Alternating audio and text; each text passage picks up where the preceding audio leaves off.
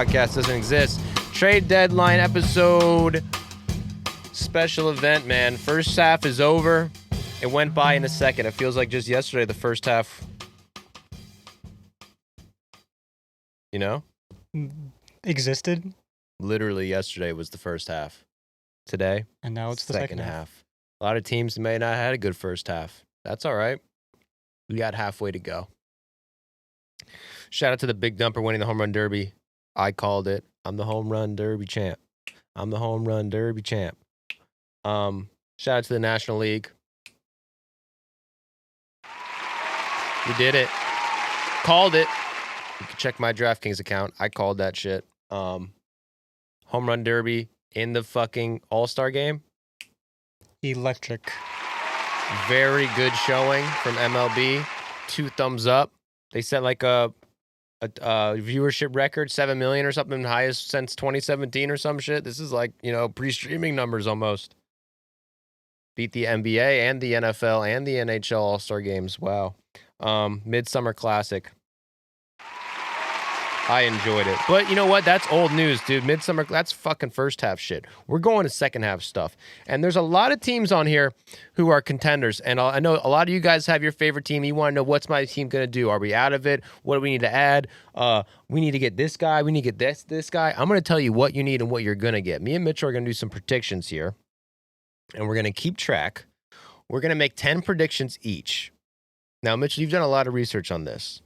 Look at this packet Mitchell made. This is the #1 top packet maker in the fucking world. Okay, he put all this information in here this is the holy grail. If a fucking GM got a hold of this, it's over.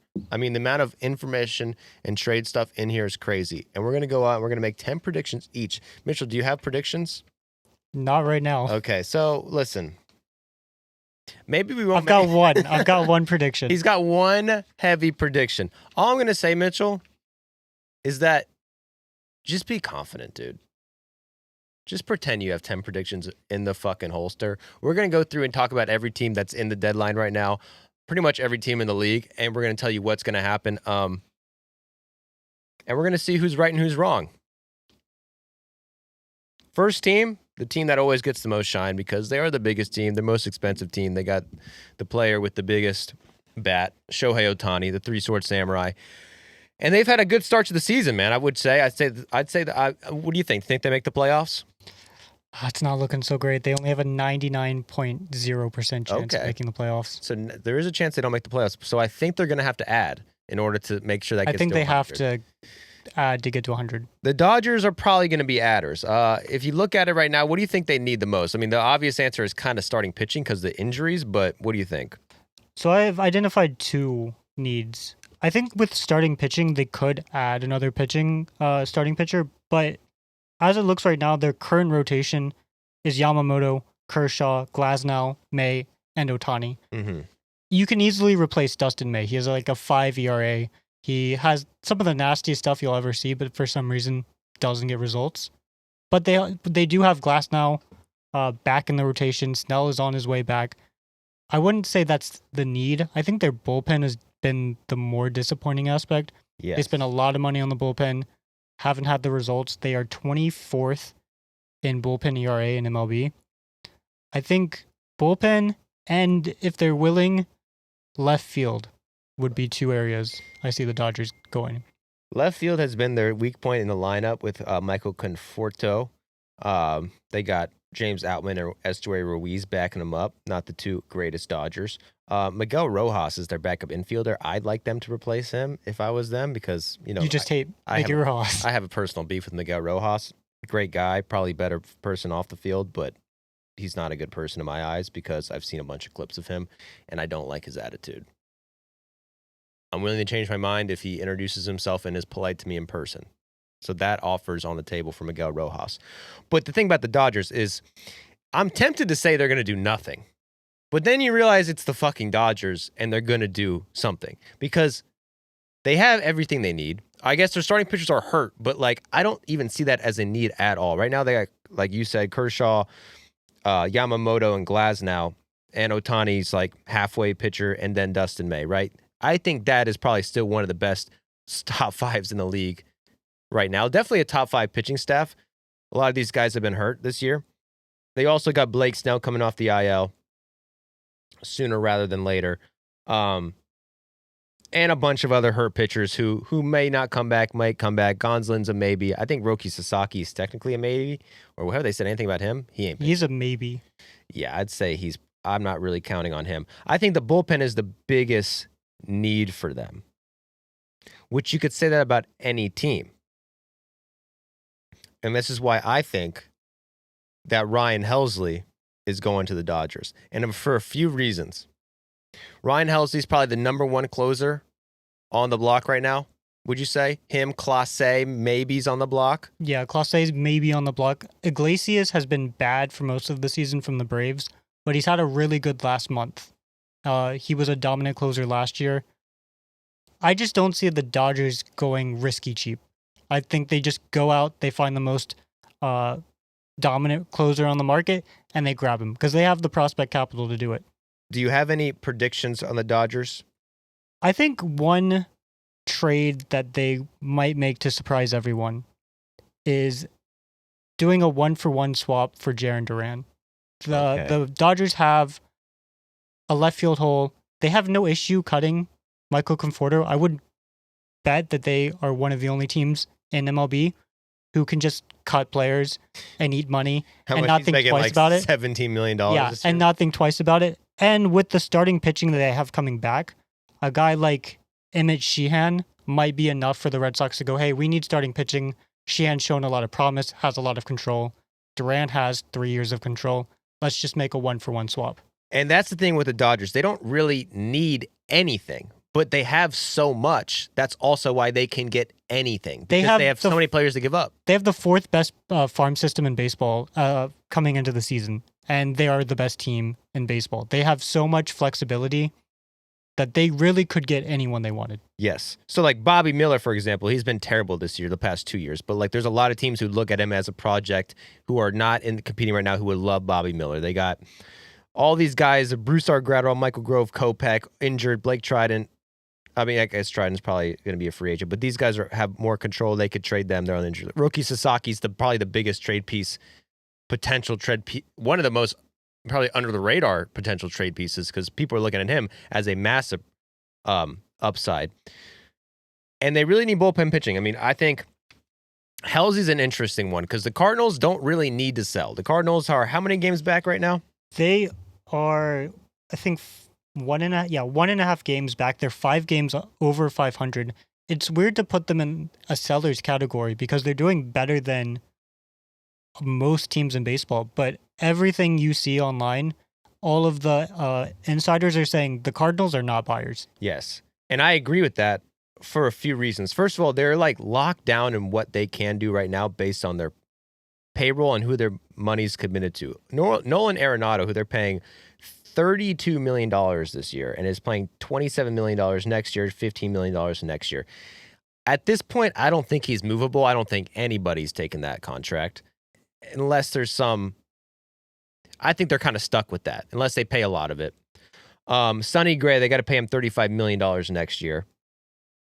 He's a great pitcher, but that's a lot of money to give up. Wilson Contreras, same thing. They're paying him $18 million a year. Now he's a DH, right? Or I guess he's playing some first base. He's a first baseman. So I think those are 3 guys that they have to pay the next 2-3 years. All of them are under contract for the next. Sonny Gray's got an option his 3rd year, but the next 3 years. So they really can't do a full rebuild. But I think they're one of the only teams who started the season with low expectations that have exceeded them. That ownership is disappointed because I think they wanted to sell. Yeah. And now they're in the spot to make a playoff run, but they don't want to. Yeah. I was accidentally just making a point against my main point, which was that like they can't do a rebuild, but they are selling. So they are wanting. They can do a soft rebuild. They're doing a soft rebuild where Helsley, they can't get him next year. They probably can't afford him. So Helsley's an obvious trade piece for them. And I think the Dodgers are a perfect fit for one reason, is that you can also get Lars Nootbaar with that shit, dude. I'm predicting a Lars Nootbaar Ryan Helsley go to the Dodgers. They get the Japanese aspect, what the Dodgers love. They need a left fielder. The one thing that kind of makes me hesitant is that he is a lefty, and the Dodgers, all their outfielders are already lefties. I think they'd rather him be a righty. With the Japanese angle, it's a cherry on top. You get the best closer in the league with Lars Nootbaar, and I think Lars Nootbaar is a player that the Cardinals would kind of like to get rid of. He's going into arbitration, and like they have so much money locked up, like they need to free something up somehow because they can't free with Arenado, Sonny Gray, or Contreras. They got to find it somewhere, and Lars Nootbaar would be that guy. He's hit well when he's healthy. These guys hurt all the time. I could see the Dodgers doing that. I could also see the Dodgers, Pete Fairbanks on the Rays, who has a club option next year. His K rate is way down, but his stats are good. To me, he just feels like a Dodger, and it feels like a player the Rays, who are still competing, is going to trade because that's what the Rays do. They're going to buy and sell. And the Rays are going to trade Fairbanks, but the Rays still want to be good this year. I think the Dodgers have some guys who they don't need who could be good this year, who they could trade. I feel like Nootbaar and Fairbanks are two players that if you trade to the Dodgers are going to unlock something. Nootbaar has had this potential to be a much better hitter than he already is. I could see the Dodgers being like, hey, you can hit for power, and Lars Nootbaar going, oh, I could hit for power, and then suddenly becoming a 40 home run dude. Yeah. Fairbanks getting that strikeout rate back up. I could see both those two players being big guys the Dodgers unlock. I like the Nootbaar Helsley trade. I think the Dodgers are one of the only teams in baseball that can afford that. It's creative. And the Dodgers like to make a big splash, man. And they have the capability to do it. But when you're talking about a team who really needs bullpen help, it's like, you could throw a dartboard. There's so many bullpen pitchers on the block. Like, Felix Bautista, Anthony Bender in the Marlins had a good first half. Jake Bird on the Rockies, he's pitched good in Colorado. His strikeout rate went from 6 to 10 this year. Something like that. Maybe it wasn't 6, but like it's way up this year. Joanne Duran might get traded from the Twins. He's elite going into arbitration. Kyle Finnegan from the Nats. Phil Maton's another guy on the Cardinals who I could see them getting rid of. It's really take your pick. I think the Dodgers are going to probably focus on the bullpen because they need to. And then if you can fucking get two birds, one stone, get a left fielder with it, golly. But what about the Cubs, man? That's a first place team. Their playoff odds are at 93.8%. What do they need to do to get to the next level? I think the Cubs have one of the best offensives in baseball. They only have one hole. I've heard a lot of people think that Eugenio Suarez of the Diamondbacks is a perfect fit for the Yankees. I think the Cubs are a better fit for Suarez, or the Cubs have more need for Suarez. They're third base this year. Matt Shaw is disappointed. And I just think that's that last piece that the Cubs need. You think they're going to go with a third baseman? I think they're going to go with a third baseman. Are you hesitant to? Why would they not go for a pitcher? Because that seems to be their starting pitcher would be the biggest weakness of this team to me. I mean, they're second in the league in runs. I think it's interesting. I was looking, and they've only had 4 starters for the past 2 weeks. Starting pitching does seem like the obvious go-to. But man, their lineup is so close to perfect. And I think if you can perfect that lineup, doesn't matter how bad your pitching is. They'd basically be the Diamondbacks, but slightly better pitching. Want. That's and a good bullpen. Right, they have a great bullpen. The Cubs really want to be like the Diamondbacks right now. Let's get another hitter. They need a fucking starter. I think they're going with a starter. They need to. Ben Brown got sent down in June. I mean, this is stuff for Mitch. You should know. Tyone's been out for 2 weeks. He's hurt. And they got Shota back. And they got Matthew Boyd, who's an all-star this year. But Colin Ray and Cade Horton, they probably have some good innings going. They got some good stuff, but are either of those a good third starter that you like in a playoff series, love in a playoff series? If you have this flexibility. If you look at the Cubs window, they only got Kyle Tucker for this 1 year, for sure. The Cubs aren't a team that really goes out of the way to make a massive splash. There's one of those teams where you wish they kind of spent more and did more, and they kind of play it safe. I think they'd be targeting a starter. It kind of just depends on which one, because I don't think they're going to go with like the heavy top level starter, which would be a Seth Lugo, who is on the Royals, probably the best free agent pitcher right now, not free agent, on the block.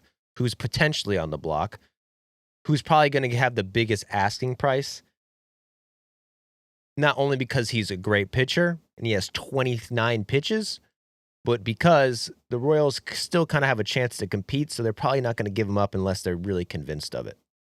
I think that's also part of my thinking is I'm not thrilled by some of the biggest starters on the block. The Royals have already made a trade. So I think they are more on the edge. Are we selling? Are we not? We'll only sell Lugo if we have the right price or if we can improve the offense. But that was a fucking bullshit nothing trade anyway, dude. That was such a bizarre trade. Well, what was the trade? Let's let the people know. Adam Frazier, big name Adam Frazier of the Pirates, now of the Royals, played for the Royals last year, was one of the worst hitters in baseball. He becomes a free agent. The Pittsburgh Pirates were like, hey, let's sign this guy. He was an all-star for us 4 years ago. Maybe we'll get something at the deadline. He improves his WRC plus 20 points. So instead of a 40% worse than league average hitter, he becomes a 20% worse than league average hitter. And the Kansas City Royals go, hey, we need that. Our offense sucks. We needed an improvement at second base. So they trade this guy that they called up. They sat him on the bench for 8 days. He's a shortstop. And now they have Adam Frazier back. Yeah. Almost seems like they're kind of gearing up for maybe like a Tigers run, like what the Tigers did last year. We'll add like a Adam Frazier. We're not totally selling, but we have this frontline starter that we know we can get a lot for, and Seth Lugo, who has an opt-out next year, and he's definitely taken the opt-out because he's pitched amazing. So he's going to be a free agent at the end of this season. The Royals are paying $20 million to Salvador Perez, but they have a team option for it next season. And, you don't, it seems weird to say that that they would cut Salvador Perez, but like they have to. He's got a negative .4 WAR, bro, and he's the second highest paid catcher in baseball. He's going to be 37 next year. He's basically probably leaning towards DH point of his career. I think the Royals think they're going to have enough money freed this offseason that they can use to get someone else, so that selling Seth Lugo this year doesn't disqualify them for next year. I think they focus on next year. They're still in their, like, whatever the Royals window is, but Seth Lugo's an interesting guy. But I don't think the Cubs get him. I think the Cubs probably go with a more, like, mid-level starter. Like Merrill Kelly. I think it's going to be Trevor Rogers. I'd think like a Trevor Rogers. A Trevor Rogers would fit well. I mean, you could go with any of these guys. That's why I don't want to make a prediction for the Cubs. I'm not using a prediction for the Cubs. I already made 2 predictions, right? Helsley. Nootbaar.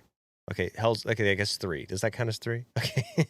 I think that's one trade. Okay, one trade. Helsley and Nootbaar. And my other one was Fairbanks on the Dodgers. I'm not using a prediction up on the Cubs. Do you have a one? My prediction is Suarez, but I think an interesting twist could be that the Cubs basically sell out on their farm system. It's the 8th best farm system in baseball. They get Suarez and Merrill Kelly, and that's just their one big trade. Okay. Because I'm looking at the free agents right now, and this is what I would, not free agents, sorry, obvious trade pieces or potential trade pieces. The big ones right now are Eugenio Suarez, Seth Lugo, Ryan Helsley, Zach Gallen.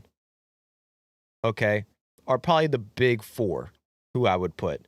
Let me think if there's any more that could be. I mean, Joan Duran is a potential one with the Twins. And then also, there's been reports coming out there from the Guardians wanting to get rid of Clase and wanting to get rid of Stephen Kwan. So those were big names. Do you believe that? Do you think the Guardians will get rid of Clase right now?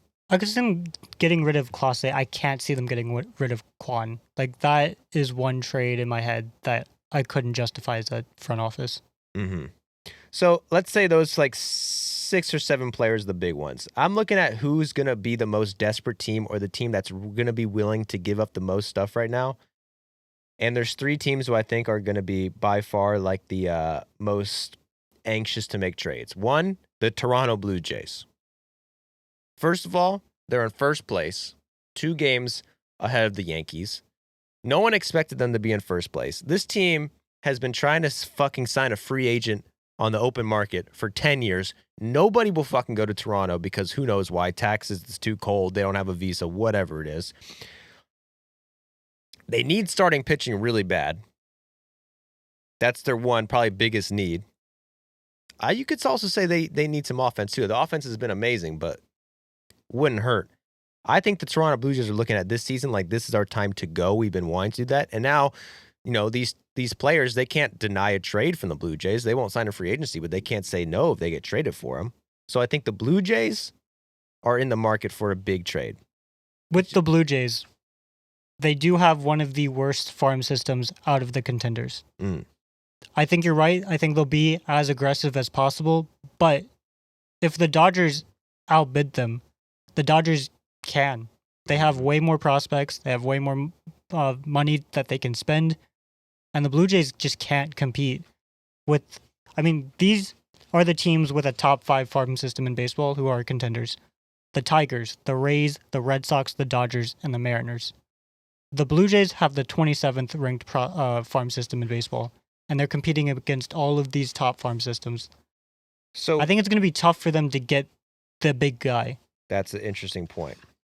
I wasn't aware of their farm system, but that is good. That is not good news, but that is relevant. Because they're competing with, I would say, the other two teams. What do you think the Blue Jays need right now? Do you have anything like predictions on Absolutely them? Starting pitching. During this incredible run where they've gone from 8 games back of the Yankees on May 26th to 2 games ahead of the Yankees, their offense has been incredible. Their pitching has been bad the whole time. So I think they need a starter. More so need than any other team in baseball. But it's just, can they afford to get one? Or are they going to get outbid on every turn? And then they just turn to Zach Gallen, who is a big wild card. Yes. Well, I don't know. I feel like Zach Gallen's going to be a relatively big asking point. Like, I don't think the Blue Jays have what it takes to compete. Because the other two teams, I think, are going to be fucking putting their balls on the table to try to get rid of anything they can to get players, is the Mets and the Phillies. Mets, because they always do. The Phillies, because team's not getting any younger. They need a World Series. Dombrowski's known for that. Just putting his balls on the table. We'll give you anyone. Just give us the biggest name. I don't see them outbidding the Phillies and the Mets. The Mets really need starting pitching. That's their need too. So they're competing with the Mets for a guy like Zach Gallen or Seth Lugo. So I don't think the Blue Jays are in the Seth Lugo, Zach Gallen conversation. But you could convince me on a Charlie Morton. Here's my fear with Charlie Morton. The dude is 41, and he says, I only want to play for teams that have like a facility near Florida. If I'm a team trading for Morton, I'm afraid he might just up and retire. In the middle of the season. Let's say he gets traded to a team out west. I don't want to go there. I'm done. Is that even allowed? Yeah. If he gets traded to the Blue Jays, is that too far out of his comfort jurisdiction that they'll just be like, I'm good? Could you imagine? Like, I don't think that's allowed. You would get sued, bro. You can't get, that would be crazy. You trade a player and he's like, well, I don't have a trade clause. I retire. See ya. That's what I'm old. The Gronkowski move, the famous Gronkowski move, where they were going to trade him to the Lions. He says, I retired. You can't trade me. I retired. Then just didn't retire. So he stayed on the Patriots. Charlie Morton does have that card. If he could just fake retire to stay in the Orioles, because he wants to be in the Orioles so bad. But Trevor Rogers on the Orioles, I could see them getting, there's a lot of like small little pitchers who no one's really like, like a Tyler Anderson on the Angels. Even a Kikuchi on the Angels. That's a bigger asking price, but I wouldn't be surprised if they want to get rid of him. The Angels have a terrible farm system, and they are like low-key in a weird spot where they could compete. Maybe. I can see the Angels being delusional enough to say, hey, we can compete, but also not making any trades to improve themselves and not selling any of their players. I don't even have them on the list because they're in the in-between. But they're one of the weirdest front offices out there. You don't know what they're going to do. No idea. So I would see, I'm predicting that my prediction with the Blue Jays is that they get one of the Orioles starters. They either get Charlie Morton, Trevor Rogers, maybe a Zach Eflin. I don't think they trade Eflin. They still have Eflin under control, right, for a few more years? The Orioles? Because it's like the Orioles are down to trade because they're not competing this year, but the Orioles are still in their window. I don't think they want to. They definitely don't want to completely reset. Eflin's a free agent after this year. Okay, so shit, dude. I mean, Eflin's got to be talked about more, but he's been hurt, hadn't he? Yeah, he's on the IL right now. Yeah, so that's he's been banged up and not pitching well this year. Also, Zach Eflin seems like a CK Eflin, like a CK Zach. It throws me off that he's a CH Zach. Yeah, he's a CH Zach. What the fuck does that even mean? I understand what exactly. I mean, Zach Gallen definitely feels like a C Zach. Just like ZAC feels like that. Makes sense. So there's 3 different Zachs. You got a ZAC, you got a ZACK, and you got a ZACH. And I just feel like Eflin feels like a CK. CK, but he's a CH. He's a CH. I've misspelled his name perpetually. Like I do. Yeah, well, Jack did go to high school with him. Did you know he was a CH, Zach? Yeah, guess so. I don't feel like that's confident. Well, you I was know him a better. Sports reporter for the paper. Really? Are you lying? No, I'm not lying at all. Respect. So you know a lot. So where do you think Zach Eflin's going? Do you think they're gonna trade him? Look, I mean, you know how it is. When you're on the beat. I mean, the Tampa Bay High we School all know beat. what I'm about to say, so why even waste our breath? He's going to the Pirates. Zach Eflin to the Pirates. So Eflin is starting his rehab assignment, or he already started it. So he should be ready for the trade deadline to be pitching and healthy. All right. Well, my prediction for the Blue Jays, they're going to go for a starter. They're not going to get the best starters, but they do need a lefty in that rotation. So I think they get a lefty, Andrew Heaney from the Pirates, or one of the Orioles pitchers. But other teams who I think are going to fucking put their balls in the wall, like I said, the Phillies and the Mets. The Mets, another team who I think have a glaring weakness, and that is their starting pitching staff. I want to look at their stats. I think the starting pitching staff has actually been one of the best in the league, but I think it's a little fugazi. Okay, they're up to 4th in ERA. They were sitting at number 1 for the first 2 months of the season. Senga's been hurt a little bit, but he's back. They got Paul Blackburn on the IL, Griffin Canning on the IL, Tyler McGill on the IL. That's 3 pitchers on the IL. Even those guys healthy aren't the actually most trustworthy when you're a team like the Mets and you got a big baller owner who wants to win the World Series more than he wants to breathe. And that's why I think for the Mets, it's got to be Zach Gallen. It's got to be Zach Gallen. If you're the Diamondbacks, all signs point to the Diamondbacks selling right now. I mean, Bob Nightingale already reported it. There's been links between Eugenio Suarez and the Yankees and a bunch of teams. They already asked him about going to the Yankees. Zach Gallen, who's had a terrible year, a few weeks ago was the worst starting pitcher in the league by ERA, has made like 4 or 5 amazing starts in a row. But then he had a terrible start to end the first half. Oh, so I really don't know how much you can buy into Zach Gallen being on the up and up. One bad start to end the season, end the first half against the Angels. Okay, so that's a little concerning, I guess. But I guess he only had 2 really good starts right before that made you think, all right, maybe he's on the comeback. But still, hey man, maybe that's just another good reason you give up less for him. What do you think the Mets are going to do? What are their needs, Mitch? I'm not going to use a prediction, but I just have to agree. One of the only weaknesses on offense right now is catching. There aren't many catchers available. The Padres are going to run into this issue. But outside of starting pitching, which they have the second worst starting pitching ERA since the middle of June. Yeah.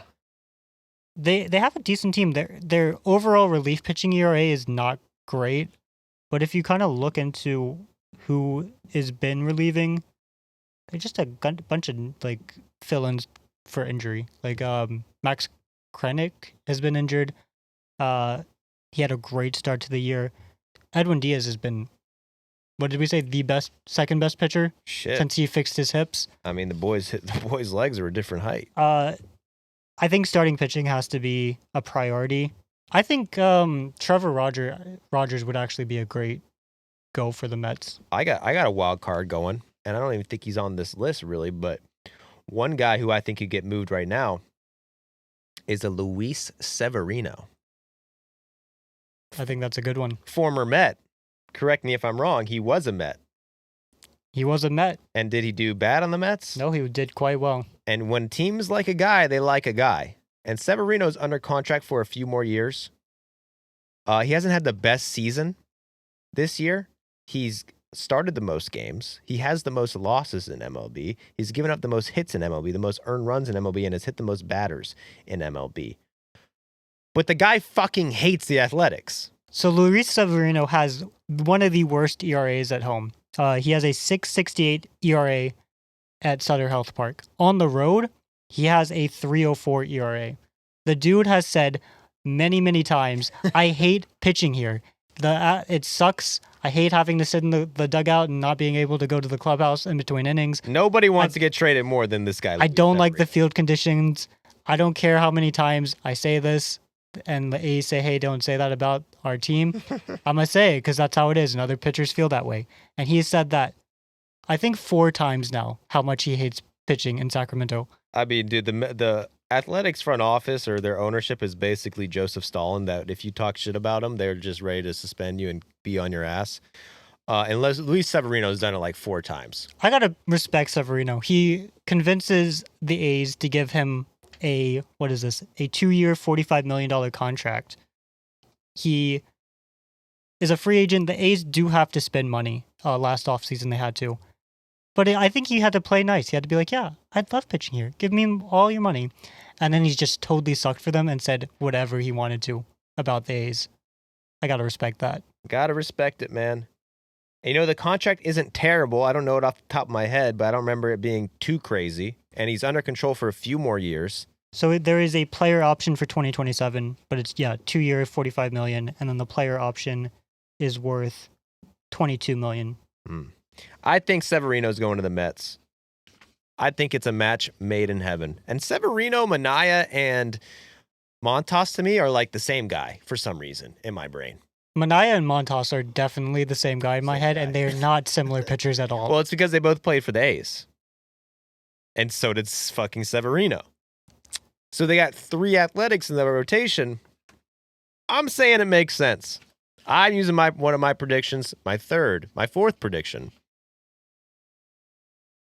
on Luis Severino going to the fucking Mets, bro.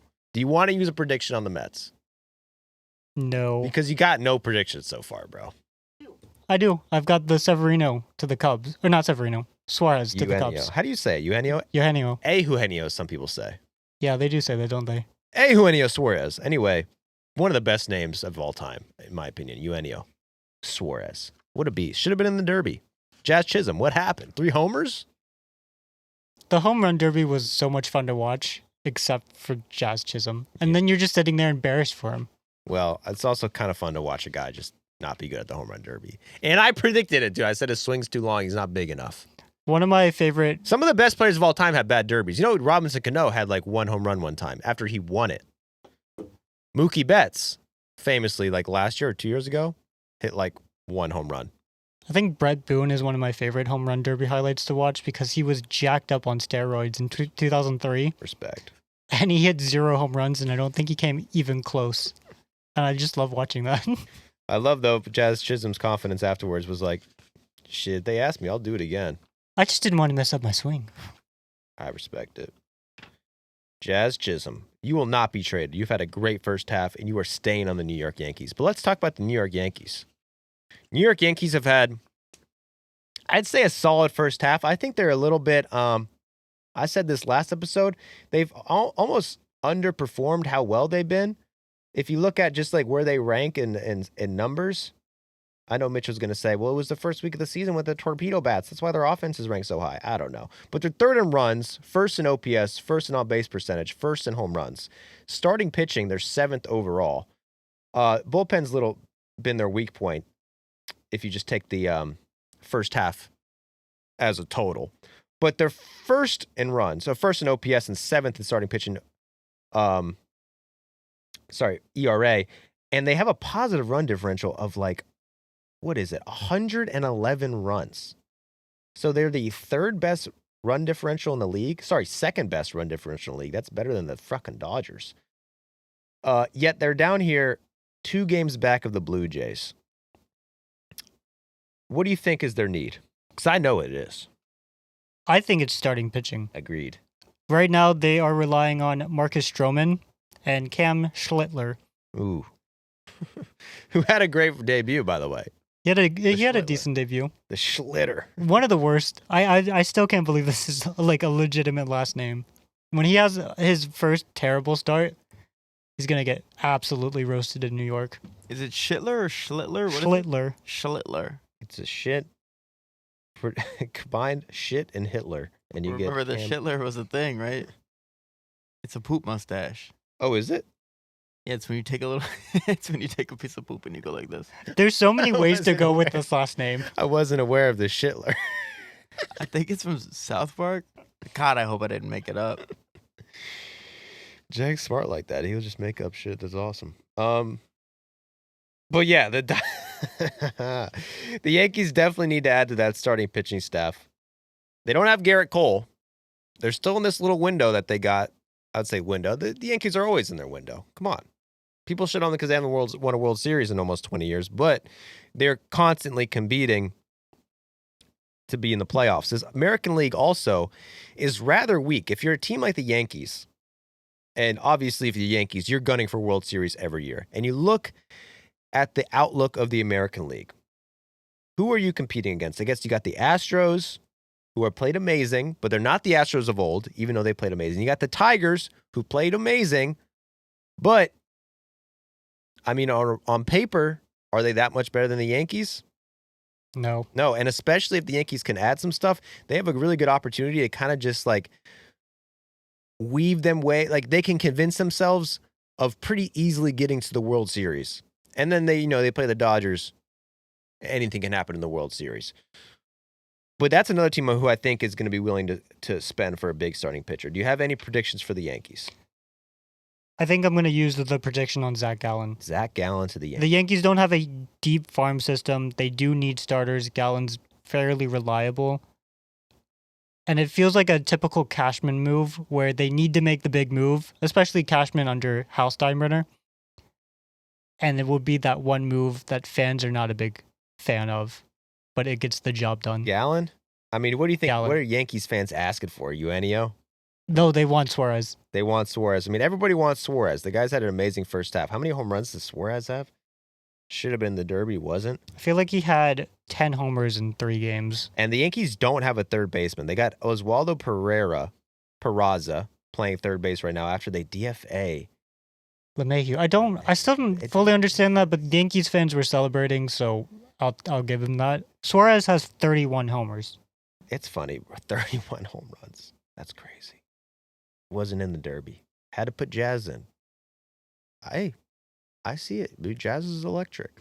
Suarez is electric too, but he's not the name brand power. Was never on the cover of MLB The Show. But maybe if Suarez goes to the New York Yankees, he will be. Yeah, I just don't see Suarez going to the Yankees because even though he's been linked to the Yankees, they did an interview with him. They asked him what he would do. Like if they asked him about going to the Yankees, he was saying, I would try my best to be on the Yankees. He didn't want to come out and say he wanted to be on the Yankees, but he kind of made it sound like, yeah, it would be fucking sick to play for the Yankees right now. I don't want to be in Arizona. We suck. It's just not their need. They're not desperate for another bat. But are they desperate for another bat? I can kind of talk myself into the Suarez trade, bro. I feel like it's how I feel about the Cubs. The Cubs don't need Suarez, technically, but it's their one hole, and they have the prospect capital for it. The Yankees don't necessarily have the capital for it, but man, their offense would look really good with Suarez. They have the 12th ranked farm system on the Yankees. Yankees have the 24th. Of the contenders, they're number 12. Okay. So Luis Gil is coming back off the IL soon. Clark Schmidt just got injured, and he's going down with Tommy John, which was a massive loss. So they do need one starter. They have 3 good ones. I don't even know if I'd say good ones. Stroman? But like Stroman and Schlittler are big wild cards. Yeah, I mean, Stroman last year didn't even pitch a single inning in the playoffs. Right? Wasn't he on the roster was for on- one of the rounds and he just was- didn't get into the game? He was in the roster for 2 of 3 rounds and didn't pitch 1 inning. Whew.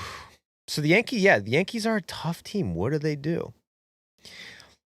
I would predict that the Yankees, just because I think that starters, like, there's not really there's a ton of like kind of mid-level starters where you don't feel like you have to give a ton up. So you could get a guy like Charlie Morton, Merrill Kelly, or maybe an Andrew Heaney. You can get one of these guys, not give up a ton, and then wait for your big splash to get a third baseman. I think Eugenio Suarez goes to the Yankees.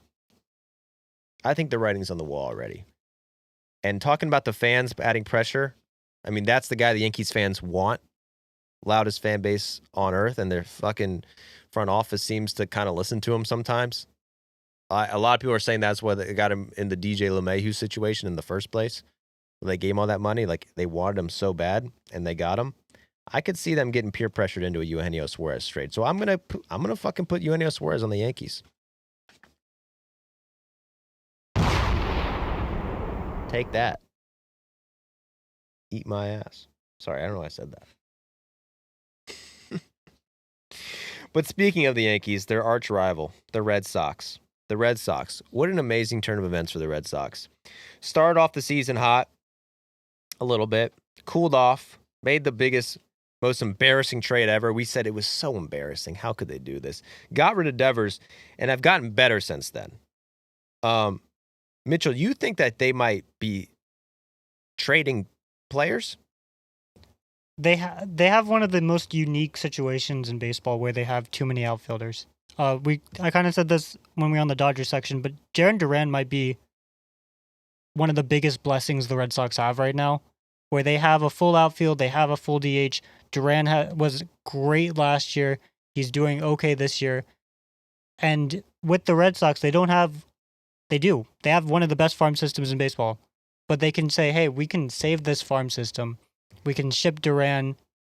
Any team that has a good starter who needs an outfielder. We got that. And there's so many teams that they can go with. But I think the Royals actually might be a match if they want to pretend that they are competing. Their outfield has been terrible this year. I can see that too. I think that's actually a great fit. They have a great rotation. Seth Lugo is on the market, possibly. He's a free agent at the end of the year. Jarren Duran is not a free agent at the end of the year. He has a club option, and then he's still under arbitration. Bro. So the Red Sox have this weird leverage where the Royals have one of the biggest trade deadline pieces, but the Red Sox could trade Duran, get Lugo back, not have to give up any prospects, and maybe even say, hey, because Duran still has team control, we need something back. Who says no? Because the Royals, like I was saying earlier, I feel like they're looking at Salvador Perez. They're paying him $20 million a season. Next year, they don't have to do that. They can get that $20 million because they're a cheap-ass team. Everyone knows that. Duran's going to be a lot more money for the Royals, but they're freeing up money. The Royals' weakness is their hitting, and as you were saying, was it their offense is their weakest part? Their offense has been terrible. But is it season. outfield? I'm sorry. They have a terrible left field situation. I think Frazier can act as a bridge for their left field and second baseman. They also have terrible hitting second baseman. But left field has also been a hole. Man. I think Seth Lugo is going to the Red Sox. Is that what you were going to say too? Is that your pick? I think I said Duran possibly to the Dodgers. Forget that. Duran to the Royals for Lugo. Duran to the Royals for Lugo. I love that. That makes a lot of fucking sense. Sorry for cursing. Because the Royals' pitching has been a huge area of strength for a couple of years now. Yeah. Yeah, and they're not going to have Seth Lugo next year. So why not get rid of him? And you can add a guy who's already been proven to not only be big league ready, but an elite big league player. Now, Duran hasn't been elite this year, but that would fit both teams' needs. I think Seth Lugo goes to the Red Sox, baby. And I think Red Sox fans would love that. I think Royals fans can like that too. Wow. We should be GMs, man. I think I could do better than the Rockies front office, personally. But your dad's not a billionaire. Yeah, my dad is not. They're That's how you get. Dick Monfort. That's how you get into the Rockies front office. If your dad owns the team, you got a chance. If not, maybe you could be the clubhouse attendant. All right, but let's go to your Tigers. This is Mitchell's favorite team now because he's off the Braves. Not a fan of the Braves. He's a fan of the Tigers. As I'm wearing an Atlanta Braves shirt and hat. Well, that's called a smoke screen. And I know Where's your Braves shirt? I got my Braves hat on right here. Yeah, I'm wearing more Braves stuff than you. Maybe you're off the Braves. Buddy, I'm the number one Braves fan in the league. 5 years in a row, right behind Ongzuna. Got to respect I was about Ongzuna. to say. Yeah. By the way, I mean, that's... Yeah, I can't touch Ongzuna's fandom. I know we're about to talk about the Tigers, but we will get to Ongzuna might have to do a freaking sex change. Not a sex change. Pause. What the hell? But I think Marcel might be on the block, bro. I mean, what happens to Ongzuna if He Ozer does say gets he traded? thinks he looks more like Michael Harris. Oh, he's been preparing for this for a So while. he's been... He's been prepared for this. But if Ozuna gets traded, we are definitely getting Ongzuna on the pod to talk about it because that is big news. But we'll get to that later. The Tigers might need Ozuna. What do you think the Tigers are looking at right now? I feel like the Tigers are in this weird position where they could kind of cruise, win the AL Central easily. They have the best farm system in baseball according to Pipeline this year. They need bullpen arms. But if I'm the Tigers, I don't know how urgent I feel to make a move. My prediction might just be that the Tigers make one small bullpen arm move, and that's it. I kind of agree because there's not really any pressure on them. I mean, they're overachieving kind of still before the people were expecting it. Skubal, I mean, I guess Skubal's going to be a free agent after next year. So they might look at that like, well, we should try to like win a World Series in the next 2 years. So maybe you can convince yourself to kind of go all in, try to sell some prospects right now for the next 2 years to really make a real good run at it. But the way these Central teams operate, where none of them put their balls on the table and they're all kind of just like floating around and like from a ownership or GM perspective where there's no real pressure to overspend and you can still get yourself into the playoffs every year. That makes me hesitant. I mean, a lot of teams, you know how they operate. Like if they don't have to go all in, they're not going to go all in. And the Tigers definitely don't have to go all in, even though their fans would want them to. The Tigers also have 5 prospects in the top 100 who are all projected to make the major leagues by at least 2028. So these guys are right around the corner. They've already got a solid core. You're right, Skubal and Casey Mize are both free agents after next year. But there's just no urgency. They don't have any obstacles in making the playoffs. The rest of the AL Central they're all like over 11 games back. Yeah. They do need a bullpen arm. But like how desperate are they going to be to make that big move? I agree, but it pains me because, you know, like the Tigers right now, they're on top of the world. Like nothing can go wrong for them. But like we've seen it 100 times. Like shit can go wrong for them. Like if Skubal gets hurt, God forbid. All right, well, that's, you know, kiss your World Series dreams goodbye. Next year, like some of these players could regress. They could be the Atlanta Braves next year, and they could be nothing. And then you lose Skubal in the free agency in 2027, and then your whole window is halfway shot down. I mean, their offense, I think they have multiple guys on their offense who are having career years. I would not project Zach McKinstry to be as good as he is for the rest of his career. I think Winsel Perez is kind of doing this hot streak. Do we really think Javi Baez's resurgence is going to last forever? Suspect. I think, in a way, this is their year with their offense, but at the same time, they've got good prospects right around the corner. They've got like a top 5 shortstop in the system. Yeah, Zach McGonigal, 6th ranked prospect in baseball. He's already in Double-A. Yes, I would love to see them get a starter, but I agree. I don't think they're really going to do it. I would love to see them get a starter, but I don't think they're going to get one of the top guys, even though they probably could. They could get anyone they wanted Yeah. with the farm system that they have, but they're not going to. I'd be very surprised if they do anything more than like that middle inning reliever who's played for 4 teams in the last 5 years. Yeah. I guess that would be their one thing. Like their bullpen right now ranks 24th. It's their biggest weakness on paper, 21st. So I do think they'll add someone. But they're not going to add Helsley. I don't think they're going to add Iglesias. I don't think they're going to go after David Bednar, Griffin Jacks. I mean, the Twins aren't going to be trading Jacks in the division. I look at these guys on the board and I don't see a great fit that excites you for the Tigers. Yeah. All right. We'll see. We'll see, Tigers. I agree. They'll probably go with a bullpen arm, get something like that. Not make too big of a splash. There's no real pressure on them. Everyone's in la la land and Tigers land. They just think, oh, we're the best. But I think that might be a mistake, man. When you get your opportunity, you go fucking all in. No give up. I was in that front office and it wasn't my money. I'm looking at Seth Lugo. I'm looking at Duran, and I'm looking at Helsley. I'm looking at fucking Felix Bautista. I'm looking at Emmanuel Clase as a big one. Maybe Emmanuel Clase, dude. Maybe they get the. I think Emmanuel. First of all, Emmanuel Clase is probably. If you look at Emmanuel Clase, I think he's getting paid like $6 million next year, and then I think he's a free agent.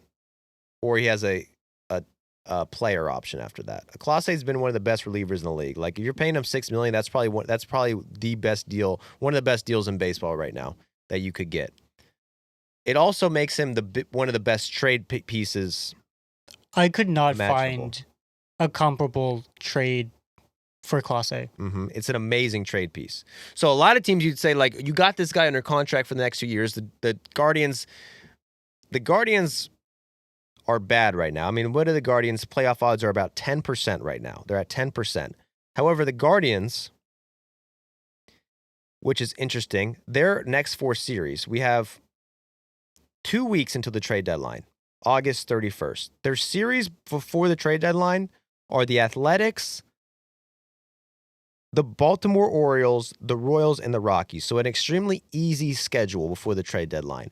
So I can also see them going on a streak and convincing themselves we don't need to trade at all.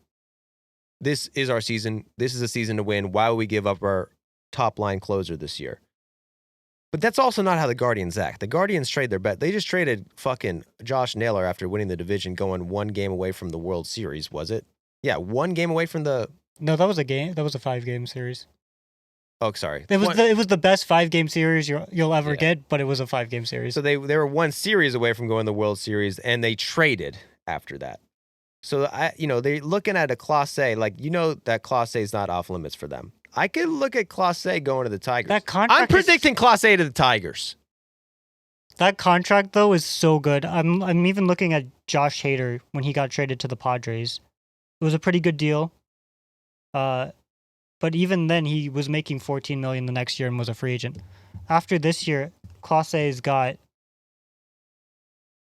a $6.4 million, and then 2 club options at $10 million. But bro, he's making half of what Hader's making. And this is what fucks you up with trade deadlines, or trade pieces like this, is that it goes both ways. It's like he's such a good contract and such a good player. Why would anyone trade him? And then you're on the other end. You're like, well, he's such a good player on such a good contract. You could get so much for him. So it's like that logic leads to 2 different answers that are completely different. The Guardians could get so much for him. I don't see the Tigers though willing to send all of that in the division. True, but I predicted it, so it's gonna happen. Because the Guardians love trading guys like this. They always do it. Every team needs a reliever in the league. Every team wants Clase. If you're a team like the Tigers or the Dodgers, really. I mean, Clase to the Dodgers, that's on the fucking table with so much resources to give away.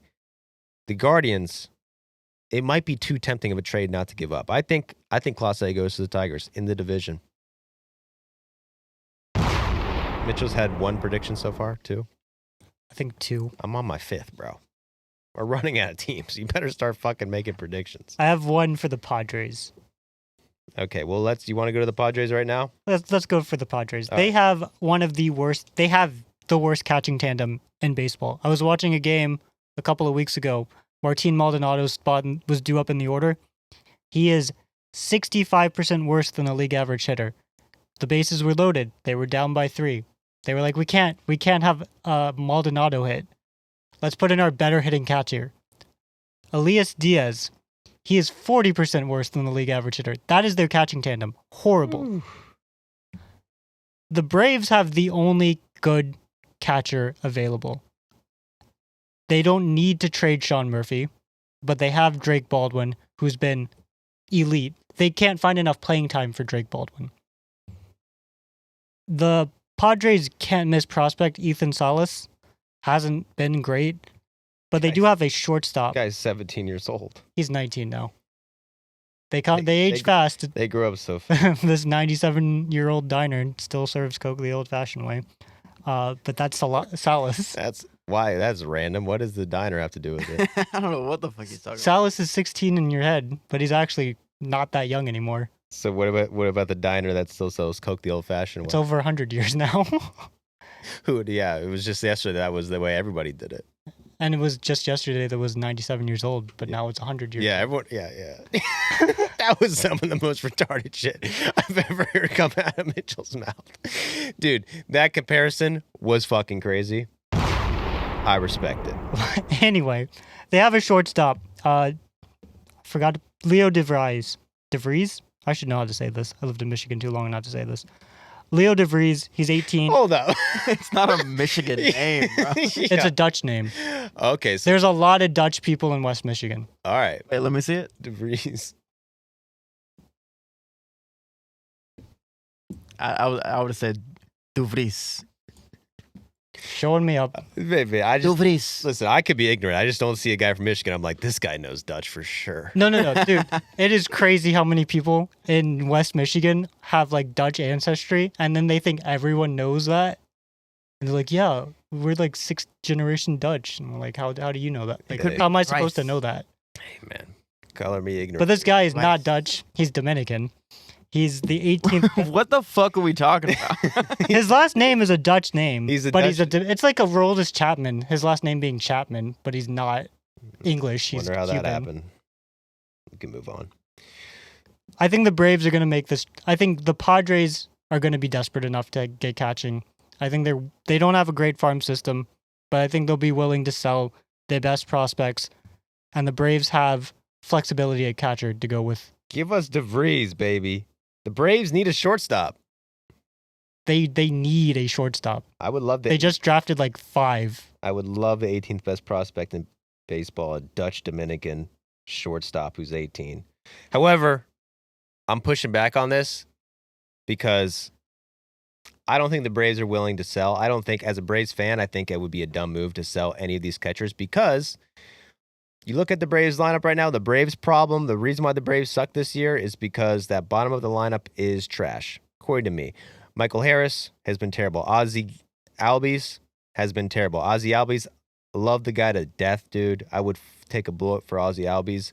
I believe his time with the Braves might come to an end after this season.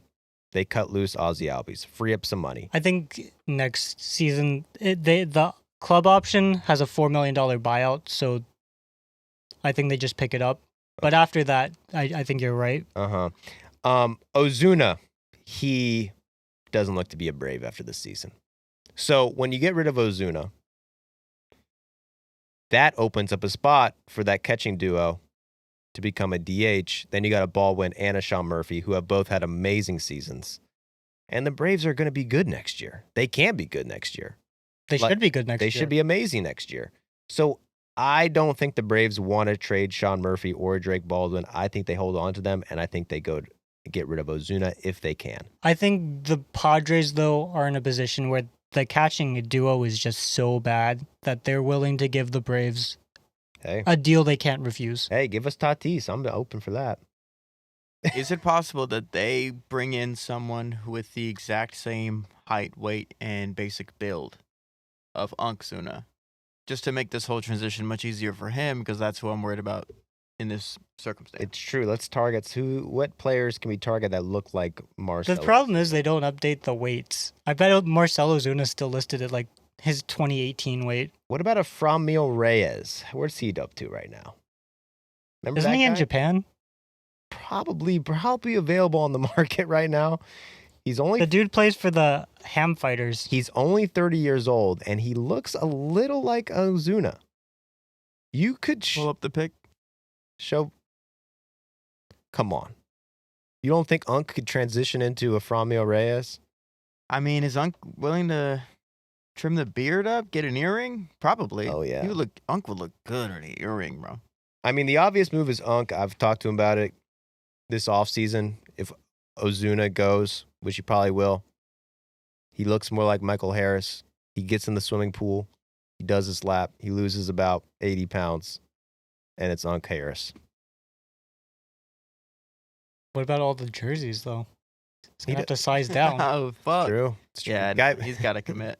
he gets a new jersey every week. It won't be an issue. So yeah, you think they're going for a catcher with the Padres? It makes sense, dude, because the Padres. This shocked you. The Padres are 25th in offense. That doesn't seem like a team that should be so bad at fucking offense. They're one of the least clutch teams in baseball. I haven't checked in a few weeks, but it was with runners in scoring position. They had the fewest home runs in baseball, and it wasn't even close. Yeah, I mean, a team with Luis Arraez, Bogarts, Machado, Jackson Merrill, and Tatis Jr. You're sitting at the 25th worst offense. Starting pitching, they could add some starting pitching. Who can't? Is Michael King coming back soon? No. No? Is he done for the season? I skimmed over it, but I think it was no timetable for return. Oh, dear. Shoulder Inflammation.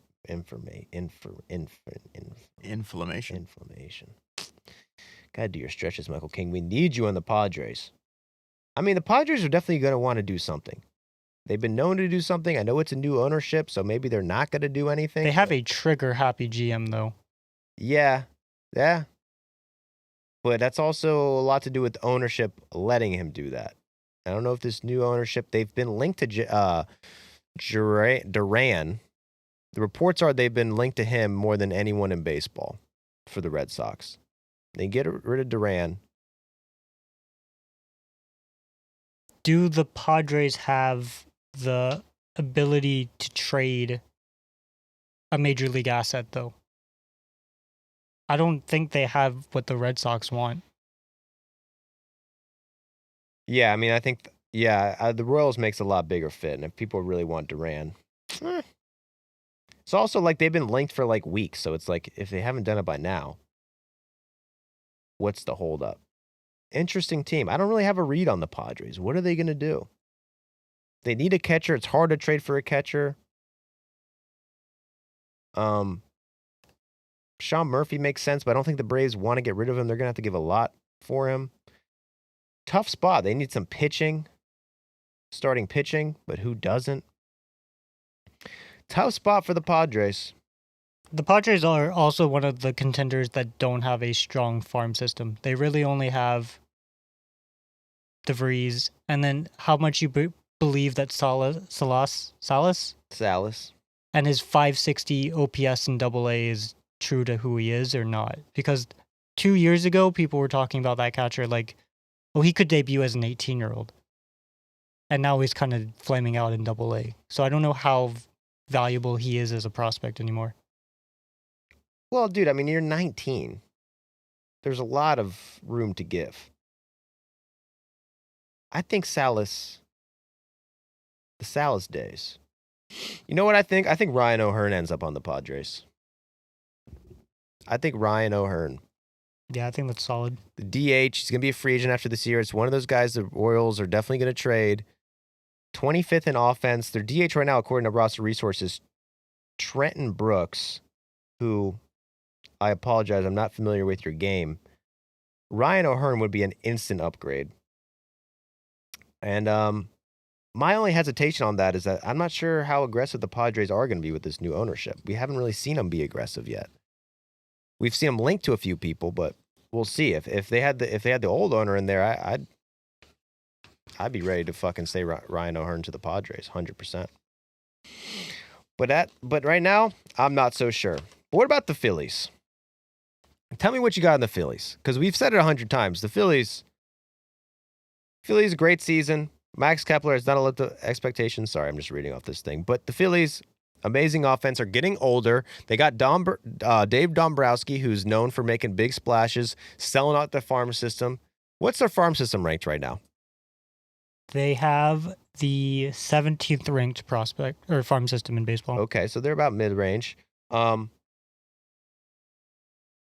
team's not getting any younger. They need a World Series. The starting pitching staff, they don't need any. They're not worried about that. Best starting pitching staff in the league by far. The lineup is good. Could get better. Could always get better. But the bullpen, terrible. Their closer's on fucking steroids, and he's not allowed to pitch in the playoffs. So this is a team that really needs a bullpen, and I think they're willing to trade anything for it. What about you? I mean, I'd agree.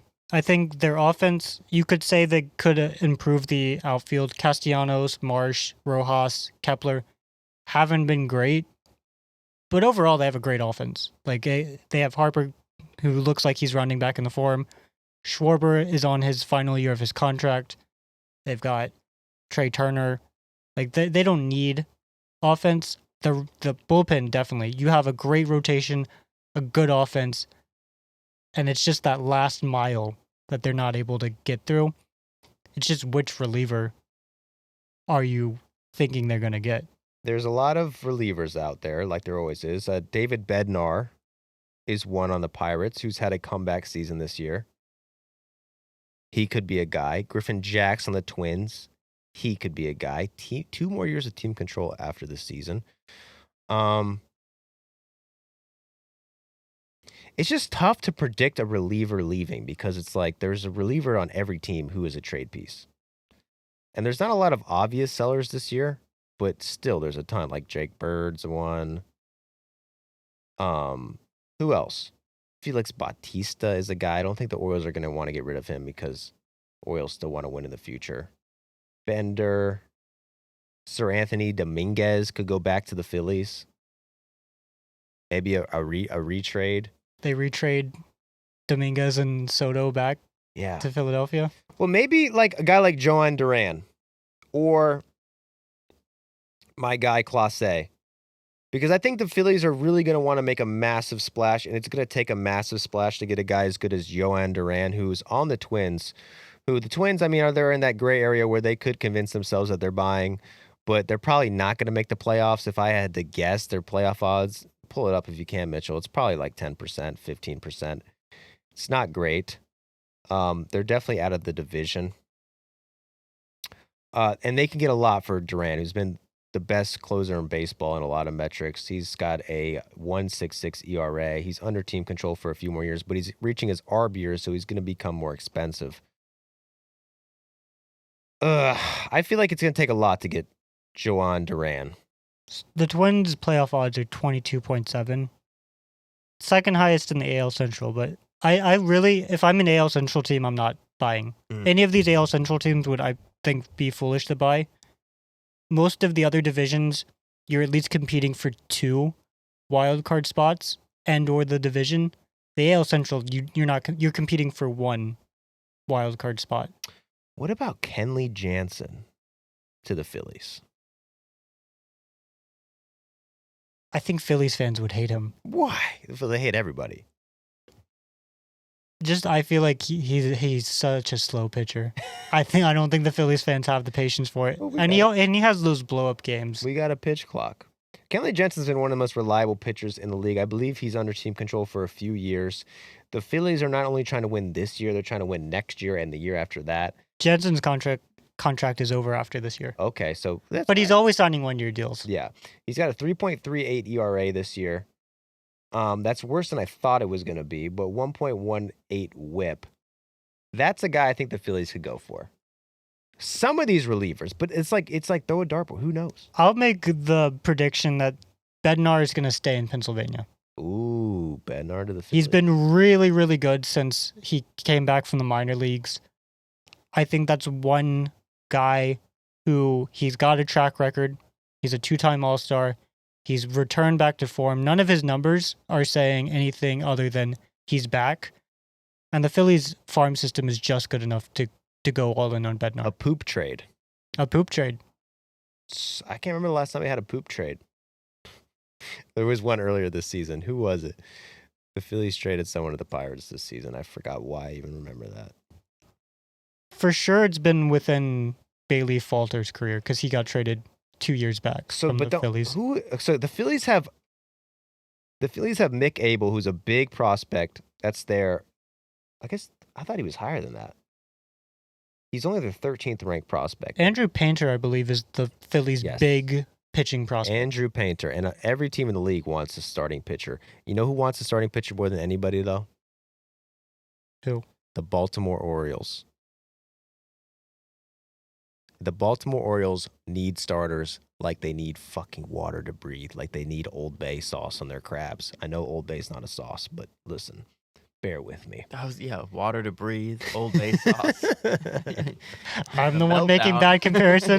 Listen. You can turn Old Bay into sauce. You must not have spent a lot of time in Maryland, Jack. Well, I have. All right, I've been in the DMV my entire life. I know Maryland like the back of my fucking hands. All right? And I know Old Bay can be turned into a sauce. Never seen it. All you got to do is know how to make some sauce. And if any team knows how to make some sauce, it's the fucking Phillies. So I think the Phillies, who need a bullpen like they need Old Bay sauce, goes to the Orioles and says, motherfucker, who are you kidding, guys? You need a starter, and we got one. We got a starter for the future under team control. He's cheap, bro. He's fucking cheap. Give me Felix Bautista. Give me Sir Anthony Dominguez. And let's make a deal. And now, that might not be enough. The Orioles might need to give up more for that for a top-line starting prop. You think they should throw in Gregory Soto? Just make that whole trade go back? Get rid of everyone. Ynier Cano, like the Orioles for, their weaknesses. I mean, they have the 25th ranked bullpen in the league, but for some reason, all these guys are good at pitching. I mean... Okay, so here are some of the guys who have allowed a ton of runs. So 3 of these guys have allowed 17 runs this year. Jorge Mateo, shortstop. Emmanuel Rivera, third baseman. Gary Sanchez, catcher. That could account for some of their blow-up innings. Also, Kyle Gibson got 4 starts this year. Yeah, but out of the bullpen? Oh, Scott Blewett hasn't been great for the bullpen. Brandon... I think the Orioles and the Phillies are a match made in heaven. I think Felix Bautista or Sir Anthony Dominguez or Soto or Cano goes to the fucking Phillies. I know Bautista to the Phillies for sure. That's my pick. Felix Bautista to the Phillies. They get rid of Painter. Because the Phillies need a World Series, man. They need a World Series, and they're looking at the Dodgers. We need to beat the Dodgers. How are we going to beat the Dodgers if we have a terrible bullpen? We have everything else we need. Our starters are lights to frick out, but we don't have a bullpen. The Orioles have a massive bullpen and no starting pitchers, and the Phillies have a starting pitching prospect who would love to get traded to the Orioles. I got to say something. Yeah. Okay. So everyone knows I'm not like the smartest guy. Yeah. I've never seen Sir Anthony Dominguez. I've never seen his name written out. Bro, I thought this man was like a knight. I thought his name was Sir Anthony Dominguez. That's exactly what his name is. No, but it's Sir Anthony is one S-E-R. That's his name. But I thought he was Sir Anthony Dominguez. I also did when he debuted, and they kept calling him Sir Anthony. And I was like, oh, okay. He really fancy as shit. He should really get free citizenship, like for WBC. Put him on England. Dude, if he was a knight, he'd be Sir Anthony Dominguez. I actually don't know if it's knights or not. I don't know how that works, but he's a Scottish knight. So that's my prediction. I probably got like 6 predictions. Mitchell's up to 2. I feel like I'm up to at least 3. I got Bednar to the Phillies. Bednar to the Phillies. I like it. I like it a lot. Who have we not covered yet? We got a few more teams left in here. We got the Astros. What do you got on the Astros, Mitch? They were one of those teams I don't know about you. I was like, oh, the run is over. They lost to the Tigers in the wild card. They entered the season with 53.5% odds to make the playoffs. Now they're at 93. They've got a good rotation. They've got good hitters. They've got a great relief corps. What could they need?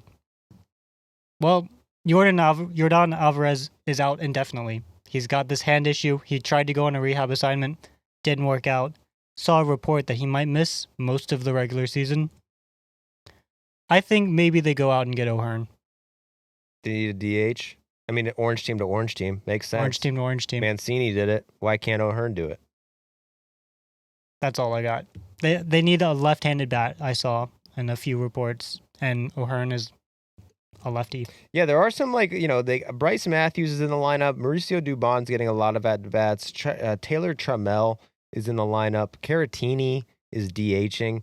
As good as this Astros team has been, they could be a lot better. They got Zach Short is getting at-bats right now.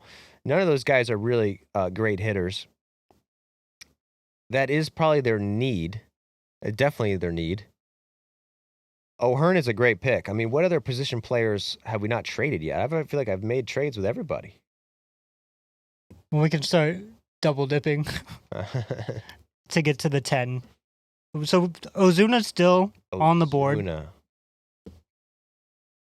The thing with DHs, though, is everyone doesn't have a good DH. Like, there are very few teams with good DHs, but no one wants to acquire a DH. Yeah, because, DH is one of those positions where anyone can be the DH. It's like, you don't really need to be a DH to play DH. Any position, one day you want to rest, you could be a DH today.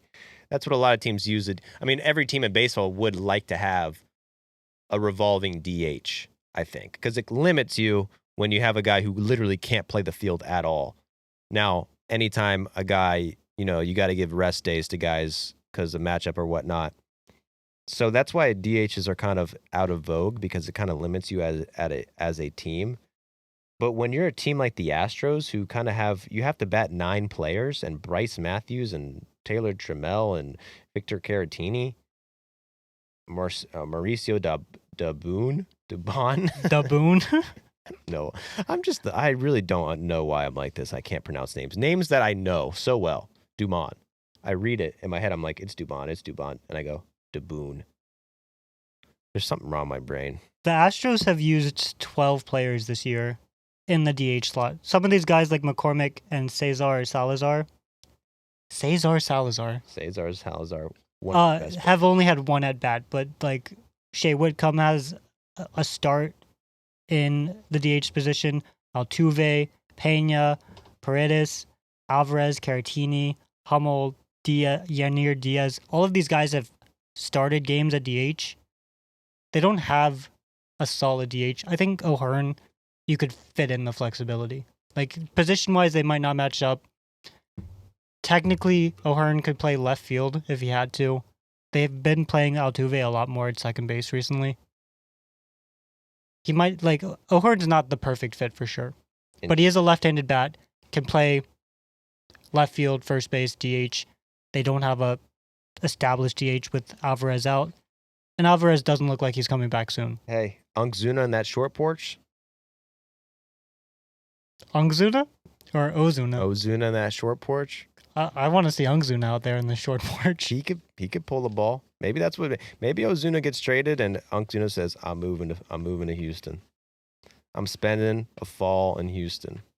I think Marcell Ozuna ends up on the frickin'. Ooh. Should I say it? Say it. I'm not ready to go with Ozuna yet. I'm not ready to give up Ozuna. Ozuna's also hurt, so you're not going to get a lot for him. He's playing hurt, and he's kind of on the downtrend. I think the Braves want to get rid of him, but as a trade piece, with Ozuna playing hurt, he's not been great, and he can't play anywhere. Like with O'Hearn, he was the all-star starting DH, but he plays first base regularly, and he has over 100 innings in left field.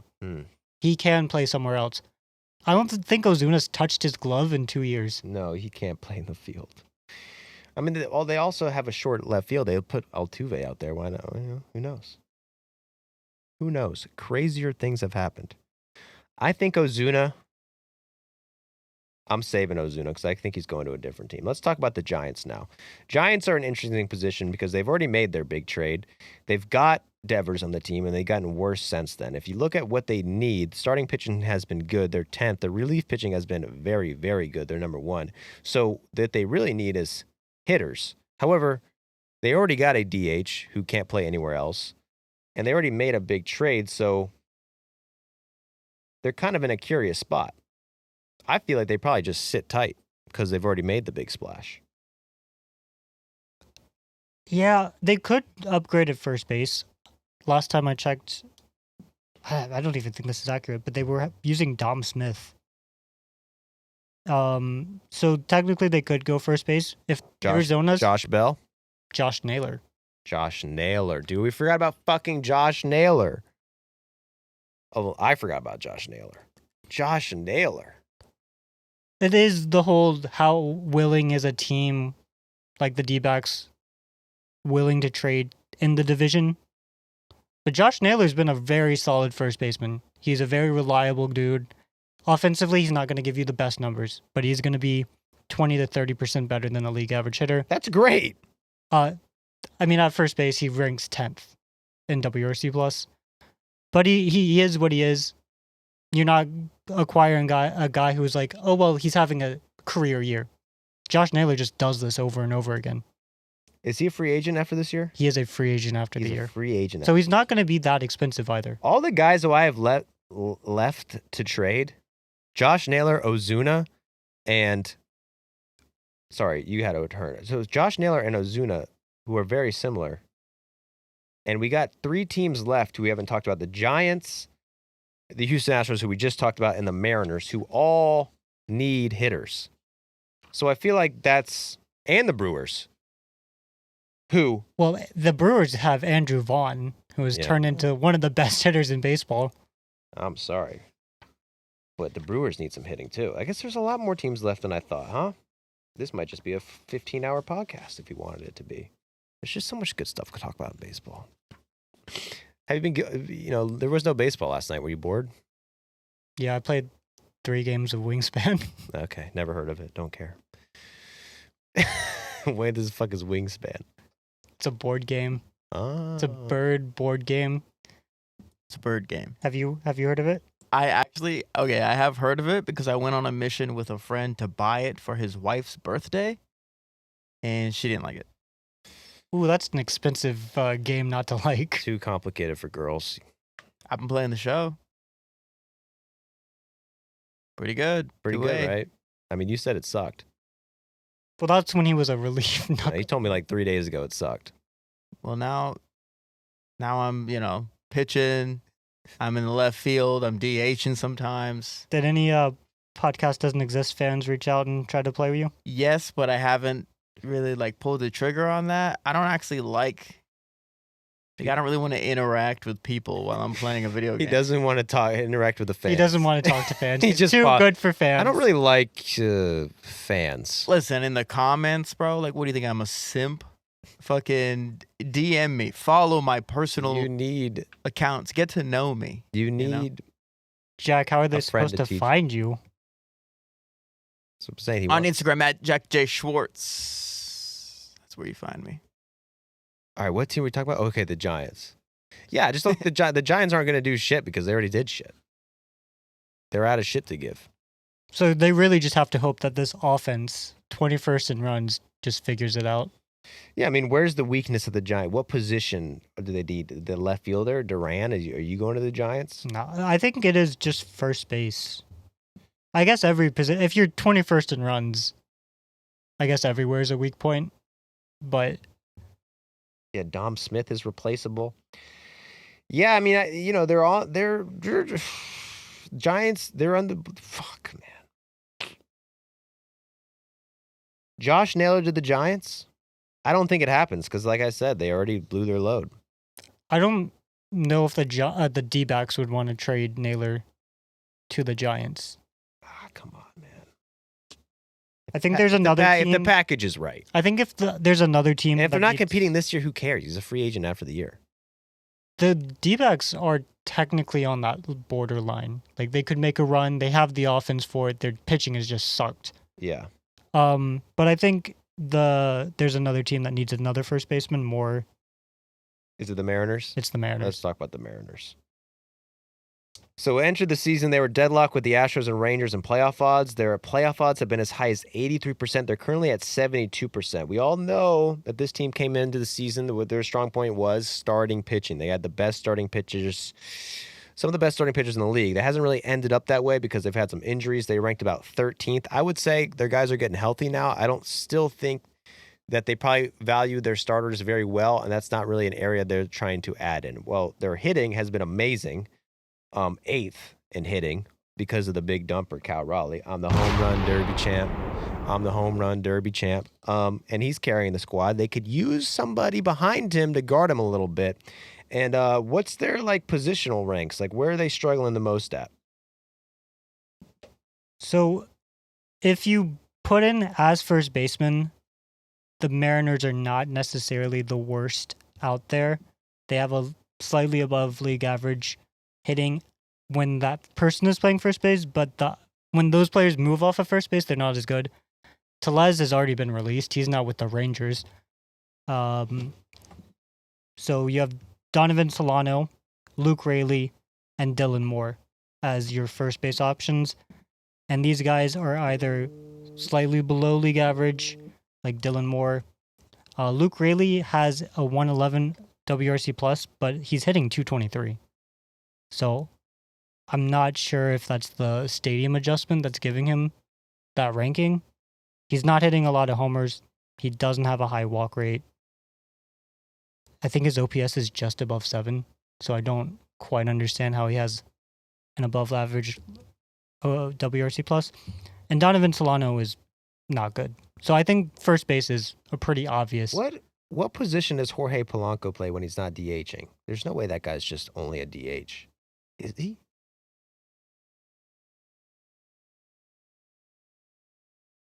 So this year Polanco has played DH, second base, third base, and first base. So one game at first base is 0.0 innings. So you were saying that they're a little weak in the infield. They could be, but I think first base is the most obvious. Well, it's got to be Naylor. It's got to be Naylor. I think it has to be Naylor. I think it's Naylor to the Mariners. I don't think they have any. Sorry, they're not in the same division. That was a different team. I think Naylor to the Mariners. It also could be Ozuna to the Mariners. And I think that Ozuna is going to be less money, easier to get. And I don't think the Mariners love giving up anything for anyone. I think Randy Arozarena was a good comp to Ozuna for some reason.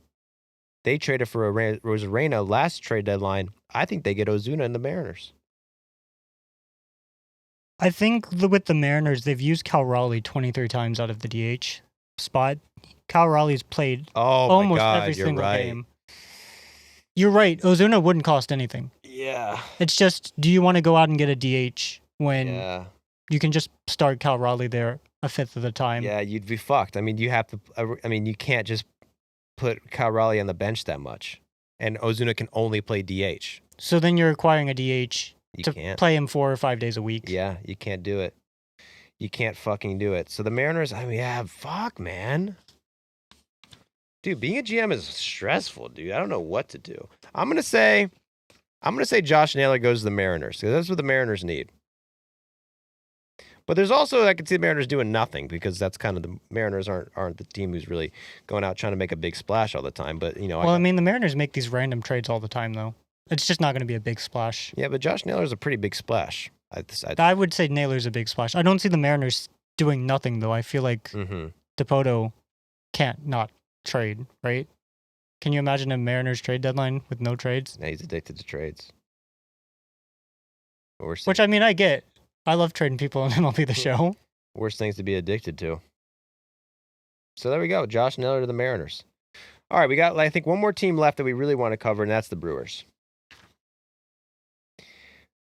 And correct me if I'm wrong, but I don't think I missed anyone else. Did I miss anyone else? Any other team? I think it's just the Brewers. Now, the Brewers, Since Jay Miz's debut, the Miz, they're the best team in baseball. 20-7 record. They currently have 2 players in their starting lineup with a WRC plus below 100. So, surprisingly, their offense has actually been a strong point for the Brewers. The Brewers have always kind of been a balanced team. They've had great starting pitchers historically. Not really name brand guys, but historically they've been able to have good starting pitchers without having, Randy Johnson on the mound. They had CC Sabathia. Now we're going way back. They have a picture at Miller Park of CC Sabathia along the left field wall. And I'm like, I don't know how many players are immortalized on that team for half a season of play. Sabathia, very beloved in Milwaukee still. It's one of the best trade deadline acquisitions of all time. Am I tripping? No, I agree. It's actually crazy to me that he was only there for half a season because you do kind of picture him as a There's so many highlights. Brewers. You have him hitting tanks as a hitter. Yeah. Well, he pitched 130 innings in half a season. He had 4.9 WAR for them. He didn't even play the whole season on the team. So that'll work. Wait, when was Sabathia traded? 2008. I don't know. 133 innings, and he was It's July 7th. Yeah. That's a lot of innings. Respect. They don't make them like they used to. And he pitched in the Celebrity All-Star game, so he still's got miles left in the tank. But the Brewers have had a great offense, 7th in offense. Their starting pitching has been fucking 5th. Jeez. They got Brandon Woodruff back. No one's talking about the Woodruff. Everyone wants to talk about the Miz, but what about the Wood? Quintana, Peralta, starting pitching is locked up. Their relief pitching, like anyone, you could add some guys, but it's probably the offense that needs the most attention. Would you say? The biggest hole is shortstop, and there are no shortstops out there, at least that I could conceivably put as a trade acquisition. We'll give you Nick Allen if you want him. Yeah, Nick Allen. He's not going to do much for the bat, but surely he's an upgrade on defense over Joey Ortiz. But aside from that, like, Caleb Durbin has been league average as a hitter at third base. You expect Hoskins to come back, but in the meantime, Andrew Vaughn has turned into a beast somehow. You've got a good catching core. You've got Yelich at DH, Churio in center, Frelick in right. Frelick has been very hot over the last, I think, 2 months. I think he has a 140 WRC plus over the last 2 months. I just don't know where you would fit in a hitter. I'm not saying that they couldn't go out and get another hitter. I just don't know which spot it would fill. Yeah, I mean, you could get an outfielder. You get Isaac Collins. You take him out of an everyday player. But Collins has been really good. I thought like, oh, Collins, let's take him out. He has 1.7 WAR this year. But there's got to be some regression. Yeah, I mean that's shit. And are the Brewers really that anxious to make a trade? Usually they're not.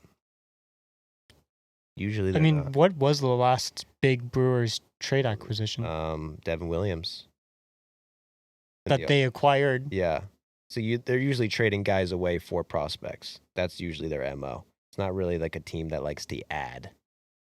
And if you look at where they rank this year, 7th in hitting, 5th in starting, there's really no pressure to add in those positions. I could see them doing maybe some relief stuff like everybody else, but interesting team. Like they're 2 games back of the Cubs right now. Like they're 1 game back of the Cubs right now. And they got the Miz. Cubs had lost the series against the Yankees, they would be tied for first. Yeah. It was just that the Cubs could hold on and win that series in New York. Yeah. And I think the Cubs are a pretty flawless team compared to most MLB teams. So the Brewers, by that logic, are right behind them. You have any predictions for a Brewers trade, though? I could see them going out and getting one of these, not like Duran or Clase or Helsley, but like maybe an Iglesias. Mm-hmm. Adam as a setup man. Their closer was an all-star, so they don't need a closer. They have Abner Uribe, who's been very good out of the bullpen. 2.33 ERA in 46 innings. But maybe they go out and get an Iglesias, say, hey, we're going to lock down these middle innings. I don't think Iglesias would cost that much either.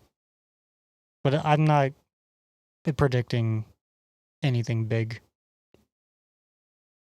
Well, there's only one way to find out, Mitchell, and that is to wait and see. Trade deadline, we have 2 weeks. We'll be checking in on all our picks. Clock is ticking, though. Came up on us quick, man. First half is over. Second half is here. A lot of good shit to cover this second half. I'm looking for a Braves comeback. That's my big prediction. Braves aren't going to lose another game until the trade deadline. And we win the East. Paul Skeens to the Dodgers. I'll go ahead and say Paul Skeens will not get traded this year. And any final thoughts, guys? Before we head off? It does feel right that the trade deadline's back on the 31st again. You don't like the first? I didn't like the first, didn't like the second. I hated July 30th. Was not a fan. Feels right again. All right. Jack? Real quick, Reg Rigby has a question for you, Joey. Will Joey be hitting the gym in the offseason? He's looking a bit twig-like. Whoa, Are the whoa, Maestros whoa, in whoa. trouble? Maestros are definitely in trouble, but not because of me. Obviously, I'll be hitting the gym in the offseason. I hit the gym every fucking offseason. But I haven't been hitting the gym lately because my fucking back hurts, dude. And I hurt my back. I think I was deadlifting, and then I was trying to get back in the deadlifting, and it's been sore. So I've been trying to stretch it out and do my yoga stretches, and I've been doing running a little bit. So, like, that's the health update for you guys. So that's probably why I look more twig-like, if that's the truth, is because losing some muscle and just put on that fucking good cardio shit, getting flexible. So by the time off-season comes, I'll be completely healed and I can go for some fucking big lifts. So I thank you for calling that out, though. I respect the question. Maybe, Jack, we do jujitsu, dude. I think I might have jewed my last jits. Why, man? My old injuries just come every time. A couple months in, they come back. I don't have the durability. Injuries are a Because bit. I go hard. Yeah, I beat the fuck out of You know, people are frustrated by what I'm doing in there, and not because I'm like dominating them, because I'm going too hard. It's a wrestler thing. It's a light spar, Jack. What are you doing? Guy thinks he's in UFC. Do y'all think Isaac Paredes will go without hitting an opposite field home run? I think. Has he? He's never hit an oppo, In his life? at least in the major leagues. Respect. I'm going to say Isaac Paredes hits one by the end of the season. That's my prediction. He was so close, dude. Holy shit. Isaac Paredes hits a double down the right field line to right fielder Hunter Renfroe. He hit this one in Kansas City that would have been gone in Yankee Stadium. He's never even hit I think the prediction should be whether or not he's going to hit a homer to dead center, because he's never done that either. Yeah, I think he hits one by the end of the year, personally. But that's because I got faith in Isaac. But other than that, if you guys got nothing left, I got nothing left. I loved everybody listening, and I wish you a happy All-Star break. Even though it's over, get prepared for the second half.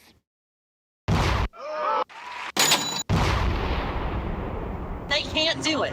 They can't win.